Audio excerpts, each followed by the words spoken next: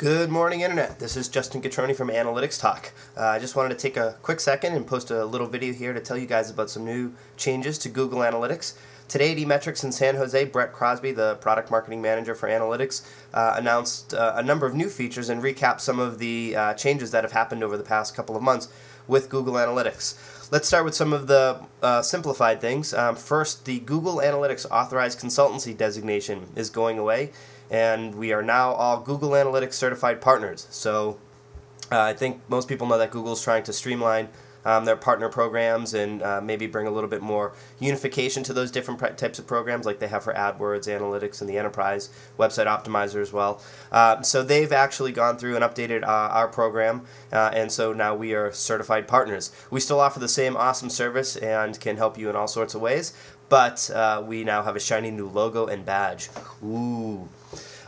So moving on to more product-related stuff, Brett also talked about the new asynchronous version of the tracking code. That's something that I posted about a couple of weeks ago. Gave a quick overview about how it works, but Google is pushing that. I'm a big fan of the asynchronous tracking code. It can lead to better data, more reliable data, and can actually simplify a lot of implementations that otherwise could be complicated. So if you're doing things like event tracking or e-commerce, using the async code can actually simplify your implementation due to the ordering of the code and things like that. So that's good news. Glad he recapped that. They also introduced the App Gallery, Google Analytics API App Gallery. So this will be a marketplace or a location for developers to showcase what they're doing based on the Analytics API. And I think this is a really great move. For a long time I've held that the community in general can develop and produce awesome products a lot faster than any organization. And I think Google's embraced that by more or less just becoming a giant data collection mechanism. The analytics interface, which is really slick and awesome to use, I use it every single day, is great, but obviously there's other things that we would love it to do, and I think developers and the open market can create really cool solutions faster than Google or any other analytics vendor could. So this will give people a great way to showcase what they've done, and hopefully that will push more innovation and really cool products into the marketplace. Getting on to some of the beefier stuff, and I think this is where things get interesting. Google announced a small change to the API. They're going to start including the AdWords ad ID into the API data. And this is really, really cool because now via the API you can pull information about what the actual ad and search terms that people used when they did their search. So you can get the exact ad, the copy, the headline, you can get the actual search term all through the API.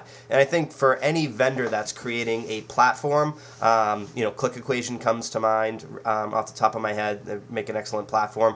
For managing search, this is great because now you can get analytics data about what people do on the website and tie it directly back to what happened when they were interacting with AdWords. So I think that is really going to push the products and the development around using analytics and pulling the data out for custom development.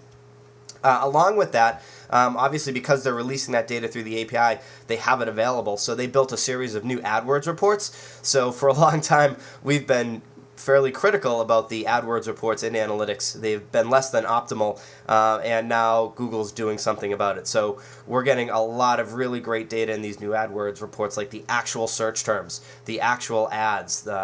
In some variations, we'll be able to see the ads that people actually saw on Google right in analytics. So for a long time, we've been hacking together filters to capture the actual search queries and things like that, but now the data is just going to come flooding in through these new AdWords reports, and I think people are going to really like them. They're going to improve the reporting, they're going to improve the segmentation options, and it's just going to really lead to a better experience when it comes to analyzing AdWords data. So finally, I think Google got on the train and got these reports out. I'm sure it wasn't easy. There's a lot of data and complexities in making these two systems work together, but that'll help out a lot of folks. Speaking of AdWords, Brett also took a little bit of time to recap the search funnels, which were announced, I think, about a month ago, maybe a little bit longer, on the AdWords blog. Search funnels helping people understand people's exposure to different Google ads prior to conversion. So while there may not be a direct click on a certain ad. It may be that there was an ad that assisted in a conversion somewhere down the line. This is Google's basic or initial attempt, more appropriately, to start the discussion about attribution and understanding how different types of ads, even though they may not draw a direct response from somebody, do actually help with the conversion. So I think this is a great feature, the search funnels, because now it's spurring more conversations in our industry about attribution. Obviously, it's a very hot topic, and everyone's interested in learning about how different companies are handling attribution for different types of media. I'm still kind of on the fence. I think every organization needs to tackle that one on their own. But it's great to see that the search funnels are out there, and Google's starting to understand that there is a need in the marketplace for this information and this type of analysis, more importantly. So that's about it from Brett. That's about it from me. Over the next week or so, we'll start to roll out some posts both here and on the WebShare blog about these new features. I've got some links in this post with some information that you can read up on if you want more details. I hope you're all doing great. It's good to be back blogging a little bit more regularly, and I welcome your comments. So if you have anything you'd like to share, please leave something down below or give me a shout on Twitter. Take care. Have a great day.